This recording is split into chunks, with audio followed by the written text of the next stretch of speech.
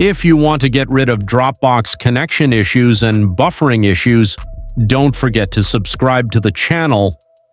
So, open Dropbox on your account and log into your account on Google Chrome. So, to avoid this kind of problems, make sure you use a fast internet connection, a stable internet connection here. The second option is to open a new tab and click on 3 dots on Google Chrome, head over to Settings and search for Cache. Make sure you clear all your cache, so uncheck Browsing History. Make sure you select Cookies and Cache, Download History, and for the period, just choose All Time and click on Delete Cache and Data. This helps Dropbox to refresh and avoid buffering and connection issues. And this is pretty much it, guys.